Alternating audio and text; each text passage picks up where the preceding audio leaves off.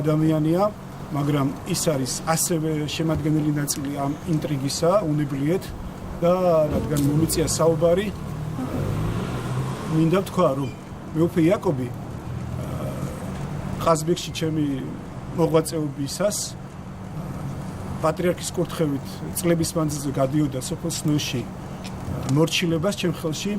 მე ვამზადებდი მას ბერად, იმედია ასევე გონს მოეგება და კარგად დაფიქრდება თუ რა არის თავარი ქვეყნისთვის, რა არის თავარი ეკლესიისთვის. მე ვიღებ პასუხისგებლობას მეუფე იაკობის ბერად და მღვდლად მომზადებისათვის, მაგრამ არანაირად არ ვიღებ პასუხისგებლობას მის მღვდელმთავრობაში. შორენ წარმოადგენს საქართველოს ეკლესიის და საქართველოს სახელმწიფოებრიობის ტრების პოზიციას. ამაზე მთელი პასუხისგებლობით ვაცხობ. უშუალოდ დეკანოზის საქმესთან დაკავშირებით არა, თუმცა მთავარ პროკურატურაში დღეს გამოკითხეს ანალიტიკოსი არჩილ გამზარდია, მან სოციალურ ქსელში განცხადება 8